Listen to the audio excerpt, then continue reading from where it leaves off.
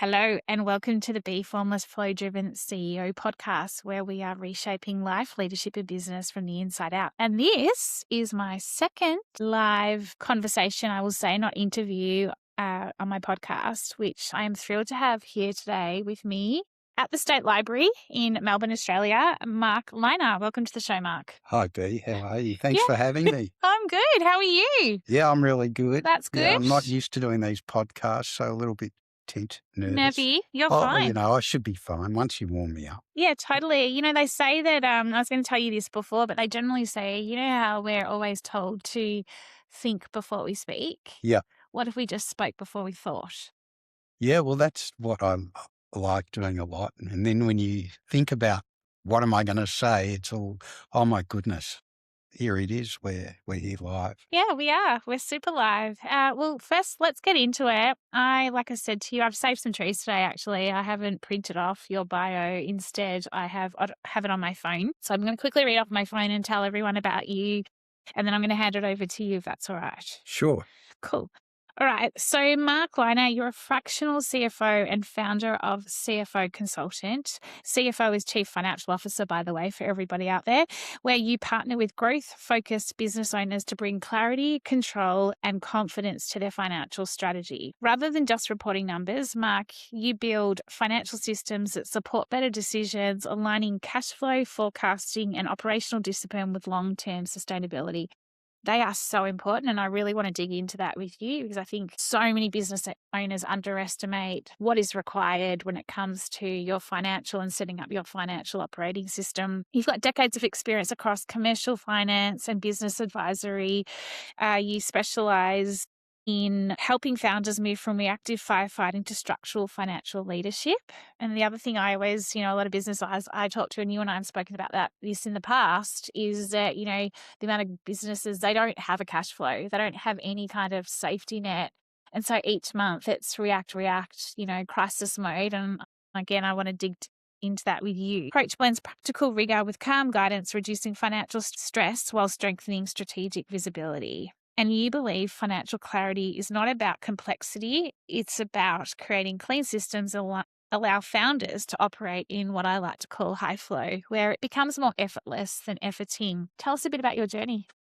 Well, I started off as most accountants do, in public practice. So I became a chartered accountant at quite a young age. And then so I learnt about compliance and what it's like to serve other masters like the tax office and make sure people are doing the right thing by the government and lodging their taxes. And I learnt all the compliance and what you need to do. And after I don't know, after becoming a chartered accountant, I got a bit frustrated with being trapped in an office and only doing compliances and really wanted to help businesses. So I sort of left the public practice world and went out into business and helped lots and lots of businesses set up with computerized accounting software, and did that for about 7 or 8 years on my own, where I just freelance and helped. It was a new world where businesses could just, instead of having the paper and pen and the cash book and that, it was a new world of technology. So that became a real passion of mine. How long ago was this? What years are we talking? Well, we're talking the early 90s. Oh. So we're talking the early 90s. So it was when, the QuickBooks of the world and MYOB and other, Yes. empowering business owners to keep better records. And I loved setting businesses up doing that. So I did that for about 7 years. And then the journey took me to I'd had enough of that. I got a bit frustrated doing that because the market became flooded with people doing that sort of thing. And so then I went off and went into industry, into the commercial world, and worked for some really well-known families and, high net worth individuals for about 15 years over about 3 or 4 different roles, and got to understand that instead of having the tax office as the master, the business owner and what's best for the business became the most important focus of helping a business owner, rather than just completing all their compliance work, just to make sure that you could help them become more profitable, see what was happening into the future, get better systems and processes going. So it did become effortless, as you mentioned earlier. So Is that where the point, Mark, is that also the point around,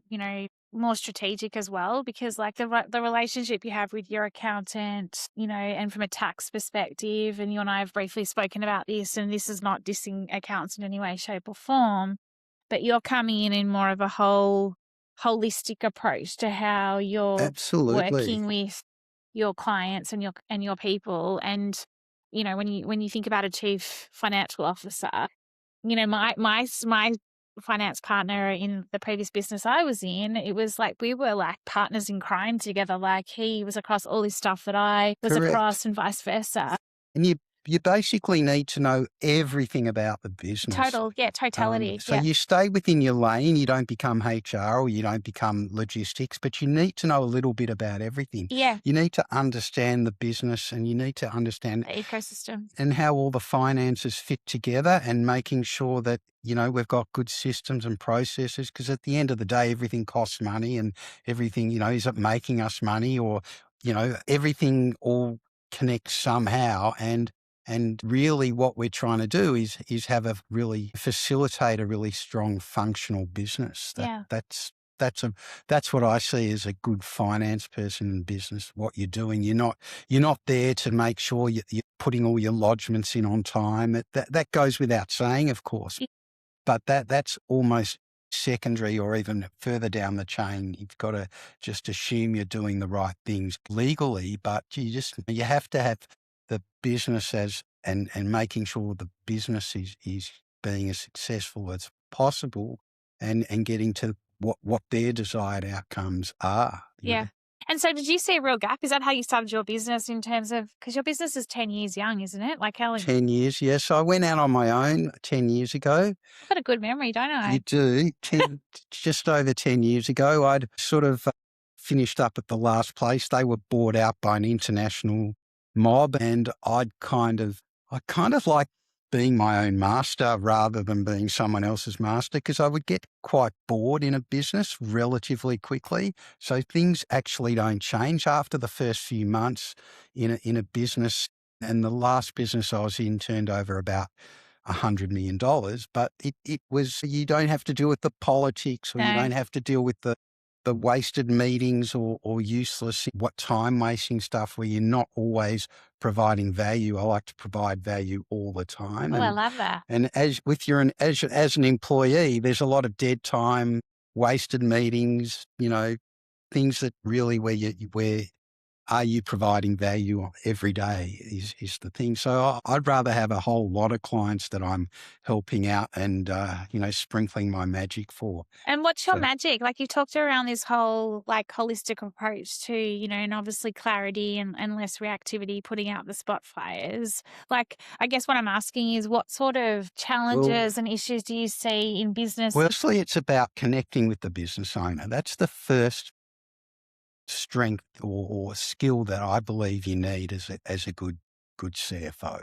You need to be able to connect with that owner. So number one, you build a trusted relationship, and that's the first layer of things. But the second layer is what I think there's two commonalities that most small to medium business owners face, and that it comes down to what I call, and I haven't read that this is an official thing, but I call it cash anxiety. Where most business owners have that common thing of they're anxious about what's coming up next. Can they afford to do this? And then they're actually not sure.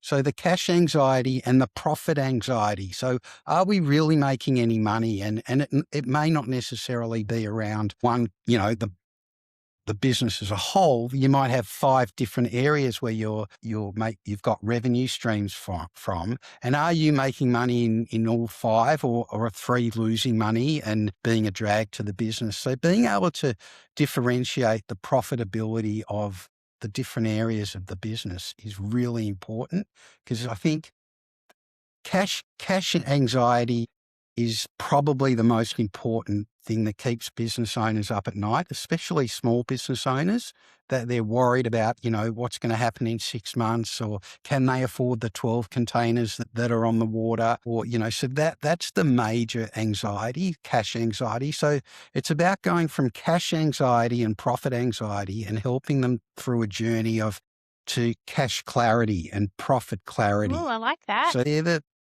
I haven't read about that anywhere. You gonna They're write a book on it? well, I suppose this is the start of the theory that we want Yeah. to take the business owner from the anxiety position to the clarity position. So they actually know what's coming up. And I had 2 examples last year of 2 business owners where we got some clarity, but the clarity didn't go our way. It was clarity that your business is no longer viable Yeah. and you actually need to close your doors. And I had 2 really difficult discussions with clients last year.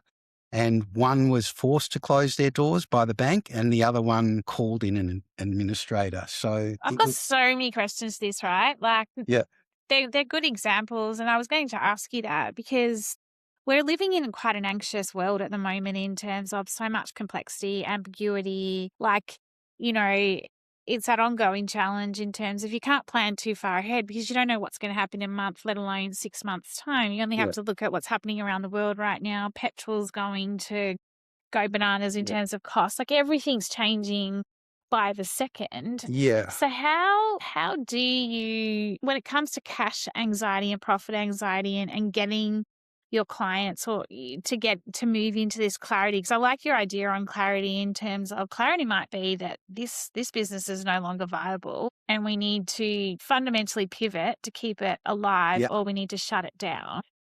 Where I'm going is there's always going to be some form of correct. anxiety because we're So living in the unknown at the moment. So how do we get used to that as well is a question I I have for you. think the way it's a great question. It is a really great question because Thank you. if you have the proper, so let's assume you've got your budget in place. Yeah.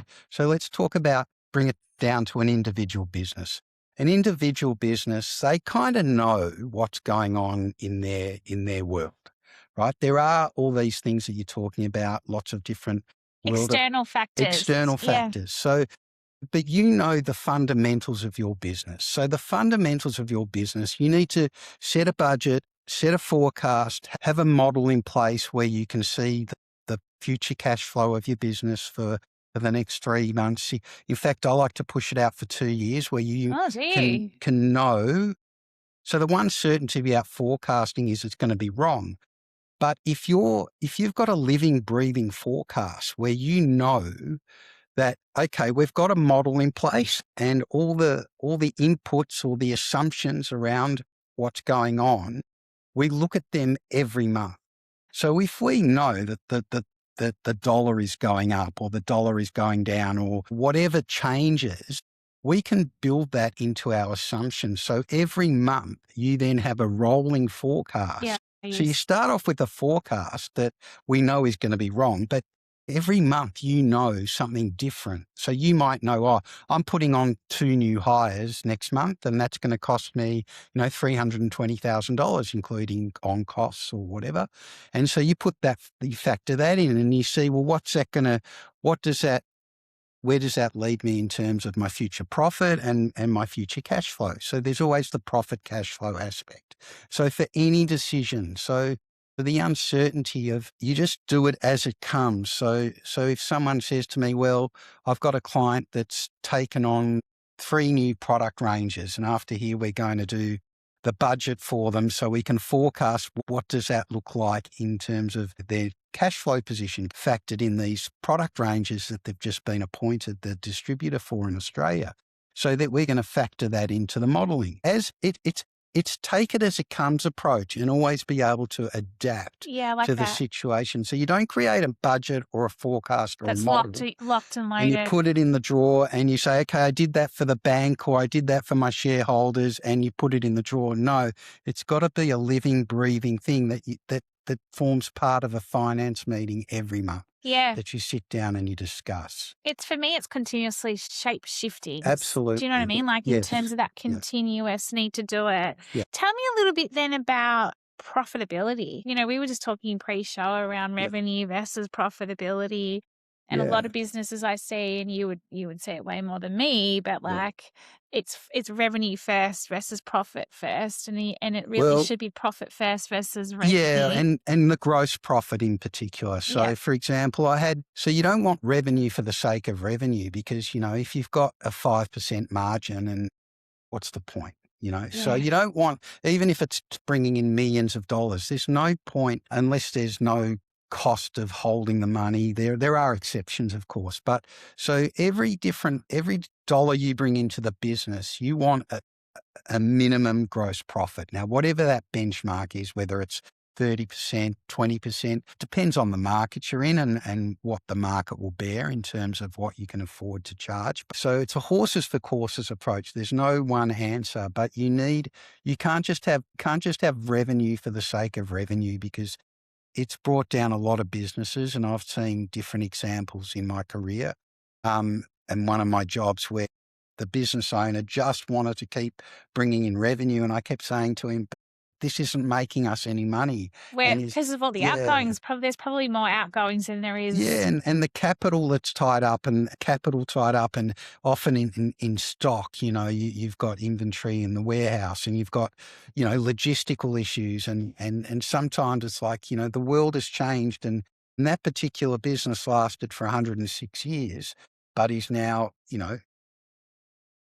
it was kind of it couldn't adapt No. because the market changed. Yeah, But you live and you learn by businesses that actually don't succeed. yeah, You actually learn a hell of a lot yeah. by from those businesses. Just on that, in terms of businesses that are starting up, in terms of, like starting up, and, you Yeah, hear of businesses at 2, 3 years before they, or can be longer, before they may even make a profit. And it's not horses for, well, what you said, horses for courses, and yeah. it's bespoke to depending on the different business. Like, is there a hard and fast rule, or is there, a guide that you go by in terms of when you're looking at a business and say they're not profitable for the first 3 years, but they're onto something? Like, when do you kind of call it out as a CFO, or You've say, guys, like, you've got to keep. There's a thing that I used to call reality accounting. So when you deal with the business owner, as I mentioned at the start, you've built a relationship. You've got to keep it real with them. So I've got one particular client at the moment that used to be really reliant on this government scheme, and that government scheme was pulled from them. And so they lost 70 or 80% of their revenue. And for the last 2 to 3 years, they've been pivoting and they've had to rebuild in another area. And so we've had to keep it really real with him, like to say, well, are you actually going to turn this around and be profitable? Now, the good news is that he's pivoted really well, but I've had to keep him on the straight and narrow? really narrow because sometimes it's not about being, you have to keep it real. You can't be positive or negative. You just have to keep it real. And you need a bit of positivity because you can't bring negativity to the game, but you just need to keep it real. There's a lot of intuition, I believe, in a good CFO or any good person who's a consultant. If you don't have any intuition, it's very hard to work with a variety of business Yeah, I owners agree. because you get all sorts of different business owners. And so you have to be able to adapt to them as well. That's one really important And it's something trait. something popped up for me before, like, just in terms of my own intuition, my sixth sense. And I was just Yeah. thinking about the structure of a business and, especially with technology and AI coming in, and, even like you'd probably be seeing this in businesses. I just saw Afterpay's just made however many people redundant in the last 24 Wow. hours from their call center. There's just so much because they can automate it now, right? And I was just thinking in my own head, and what you're probably seeing in businesses in terms of FTEs and, headcounts, etc. And, are you seeing a shift, I guess, in terms of less human resource, but really strategic, really critical problem solving human resource, as in people, and then more of this automation of AI, etc. And where I was going with this, and you probably think I'm a bit random, is like it's a hybrid team that's happening for me going Correct. forward. Well, I think Mm. AI is our friend. We can't be fearful of it. No. We have to use it. As someone I work with says, it doesn't stand for artificial intelligence. It stands for accelerated implementation. Yeah. So if you think of it like that, it's accelerating your implementation. Yeah. So it can be dumb. It can be really dumb AI. You have to really make sure it's used for the right purposes. But I believe it's about being creative and what can we use it for. So we have to, just like any tool that we have in life, what can we use it Yeah. for? How is it going to make our life easier? Yeah, because I was So, thinking subscriptions are like one of the first things that you look at when you're looking at your cash flow in your business and where all yeah, your outgoings are going. And this is quite a tactical thought, but yeah, it's almost like subscriptions for me are increasing for my business, but that's because I'm automating more and I'm leveraging more of my absolutely. machine team of my Yeah, machines. And so it's almost like the whole model, the whole financial model is shifting is probably where I'm going with this in yeah. Well, terms you of need, apparently, and I read somewhere that there's all this automated bookkeeping and a couple of big players have gone broke because the human. you still need a Mm, human factor 100%. in so much of what we do. Now, Yeah. there is so much that AI can take over. Yeah. So it's about knowing, know when to hold them, know when to fold them. It's like knowing when are we going to, we can't be fearful of AI, but we can't just give over to No, it. It's a balance between using AI and servicing your customer because no one really wants to only deal with a bot. If you only deal with a bot and then they can't answer your question. So I've had personal examples of a bot being able to help me, but sometimes the bot just has no clue of what you're talking no about. And emotion. you need a human. You need a human to help you. So you will always need that human aspect. So it's about businesses just becoming more efficient and accelerating their, implementation of efficiency. Y So that rather than using AI, they've just got to accelerate their yeah. efficiency. How much of a CFO do you think is like a psychological a psychological partner for founders and business owners Great who question. because Great question. it's yeah, I'll let you answer that. So I think a good CFO or a good advisor, whether you're an accountant or whoever you are, you become a pillar in a business. Yeah. So if the business owner has an issue and they can get on the phone and call you and say, I've got this issue. How would you deal with it? So how much is it? It's a really important aspect to the job I think it's the X factor. It's Mm. the X factor of a good advisor. If a business owner can trust someone to call them up and say, I've had this issue, how do I go about it? And they can call you up and they can trust you and you can, and you're giving them that advice that they're acting on or whatever. And I'm happy for my clients to shop advice around, but, because sometimes you can't just get one No. opinion. You've got to get several opinions. But I've got long-term rusted old clients who that's the thing they love about me is that they can just ring up and they can say, I've got this issue and how would you go about it? And you can just objectively take that step back. It's harder to do for yourself, but I agree. it's much easier to do for other It's like people. anything though, right? Yeah, Like, yeah. it's It's like like, any advisory you do, yeah, you're so good at being able to it's like, practice what you preach, right. It's like isn't it? coming on a podcast. I'd be able to tell people, oh, just relax, be yourself, don't stress.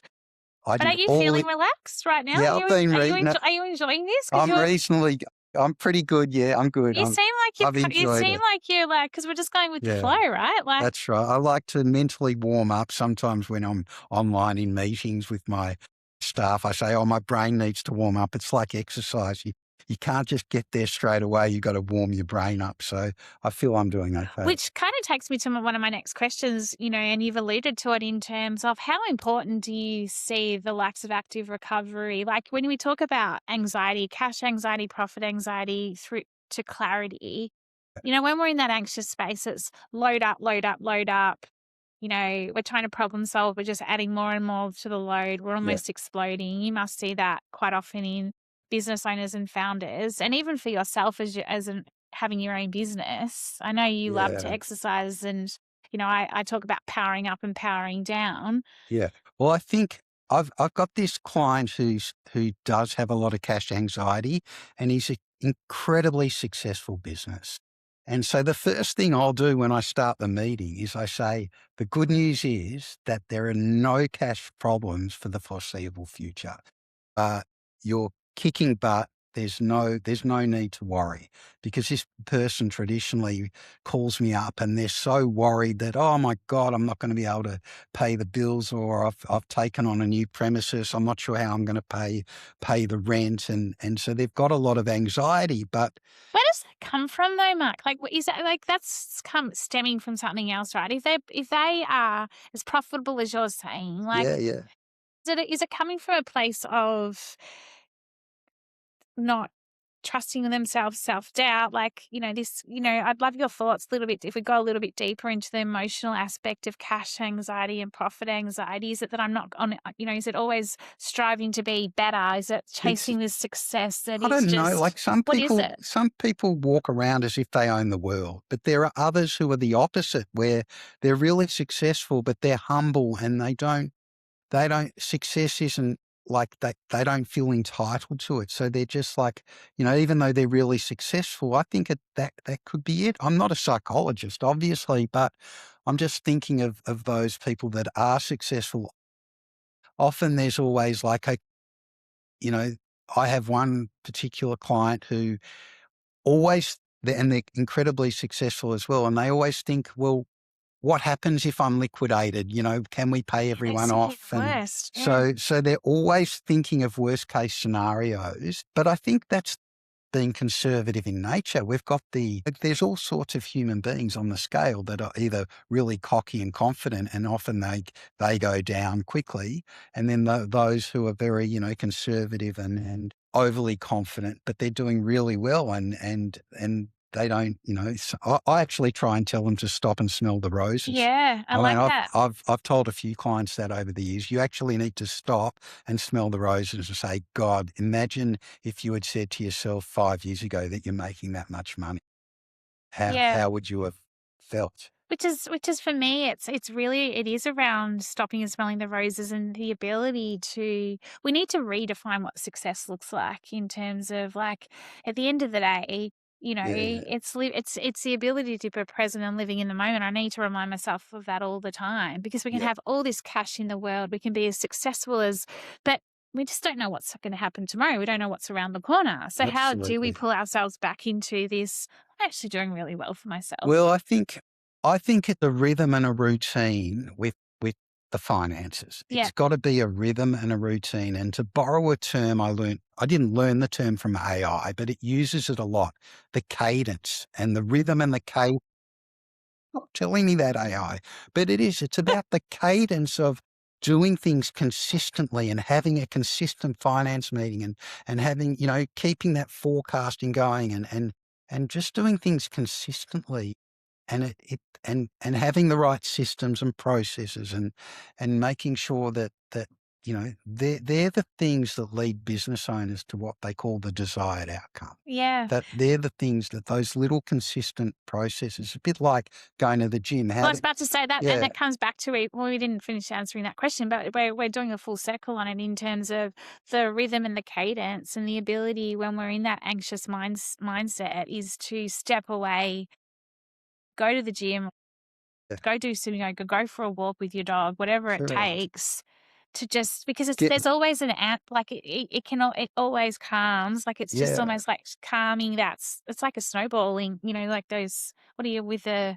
what I'm the trying to s snow globe. a snow globe when Yeah, it's shaken and like, a yeah, coach said that to me and reminds me all the time. I'm actually speaking to her tonight, but like it will always settle. and I'm gonna share an analogy. I was gonna write a blog on it, but I'll save it for here. So I think our fitness is a lot about our health, and so the fitter we are, the healthier we are generally. And it's a bit like, what is that in business? So for business, what is a fit business? I think it's about cash flow.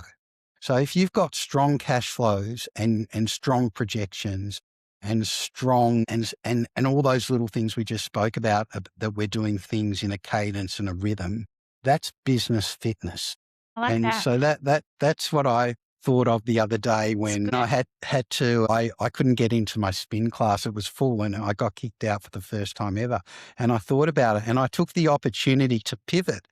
And I pivoted and I went on the treadmill. I did a run, and I haven't done a lot of running lately, but I thought it was a blessing in disguise and I thought it's just like business. Often businesses they, they, they have to pivot. And so it's about, the fit. And how did I think of that fitness thing? Because I had the fitness from the riding, I could pivot. Yeah. So if you've got a business and you're fit and a supplier says to you, well, we're not going to supply you anymore, and you've got good cash flow and you've got good business processes, you can then pivot to something else. So that was my Great. analogy. Yeah, it's very cool. And I hope I've described No, it. you have really well. Yeah, Yeah. great. There's some. So I've taken some great takeaways from this. I've got two final questions for you. Sure. What do you see as the future, or what do you think is required for a CFO to continue to make a real difference in businesses as we go forward? A lot of it, I think you can't buy experience. You need experience. That's the first thing. If you're going to be helping business owners are really clever and they don't want any Johnny come lately to come and help them. So that's the first key to, you can't shortcut experience and knowledge. So what does that take? It's about, so if it was a young person thinking, oh, I want to be a CFO, you can't just become a CFO. You can learn all the technical stuff quite quickly. So we can learn to become accountants. We can learn how to use modeling software.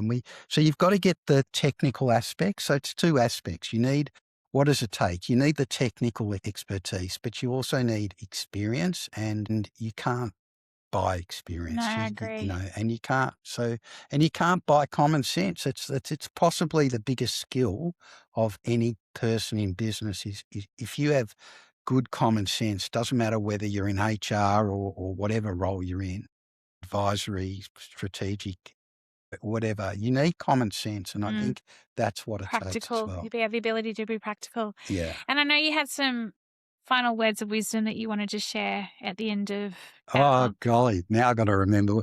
Well, I threw all the plans out the window of what I wanted to I say. made you. I've actually let you become formless. This is what it's like to be Yeah. formless. Yeah. Like, Well, I like shapeless that. and shape and reshape. You're talking all about it. Like, Yeah. ability to pivot. How do you go from anxiety to clarity, Yeah. cash anxiety, profit anxiety to, here we are. We're kind of, Well, I suppose the one thing that I think business owners need is a forward-looking view. That's the main thing. So you need to have whatever it takes to make sure you've got the people and the systems around you to help you look forward. So if you say, well, I've got this idea, because business owners are always at least 6 months ahead of their accountant or more. Business owners are always thinking and always thinking. And then I'm always pulled back. So they're always thinking. So a good CFO has to keep up. A good CFO has to keep up with the business owner. That's the first thing. But so that's about sorry, someone just came in and totally It's okay. distracted. We just go with the flow here. But, So I just went, and then I just was so like, oh, it's about a business owner understanding, if they've got an idea, what does this look like? What can I afford it? And will it make me more profitable, or will I go backwards for a while and then it'll make me more profitable? So it's about knowing, if I've got a decision, don't just do it on gut feel. Gut feel is important. I won't say it's not important. yeah. But get someone to help you model what what are the BHAG, or the big hairy audacious, hairy audacious or goal. whatever. Well, not the goal, but the big hairy audacious idea. Yes, I like that. Yeah. So whatever your crazy idea is, because a lot of business owners are really creative and they've got crazy ideas. They just need someone to help them see what that's going to look like. Yeah, what's possible. And I think there's another episode down, maybe 6 months time around some you said something really important, that sometimes we have to go backwards to go forward again, if that makes Yeah, sense. And yeah, so, yeah, like from a business modeling, but before someone else comes in and tells us we need to leave this yeah. room, Mark, Thank you. how do we find out more about you? How do we get in Well, I've got a touch? website, CFO Consultant doc, and it's gonna undergo a transition in the next month or two. 'Cause instead of me telling you what I do, it's trying to reframe that in the business owner's shoes I of like that. How can I help you? how I can help you. Yeah, So you need to come to me rather than me telling you I can do this, this, it's nothing this, this, and worse. this. Yes, I And so I'm just working with someone to I get love that it. done. And we Yeah. can also find you on LinkedIn. Mark, you do like to share a little blog. You've got your Yeah, blogs. I've started blogging a bit. Yeah, I Yeah, love yeah. it. Mark, thank you so much. Thanks for having No, me. thank you. Like I said, you're my second live interview. Watch out. Like I said, I am going to be doing a lot more interviews. I need to get my purple microphone with a little B Formless. So I am Oh, looking. I've got a microphone. Yeah, I'm looking for that. So thank you and have a wonderful day, Yeah. week. And I'd love anyone to reach out if you've liked what you've heard. Yeah, thanks, Mark. Thanks, B.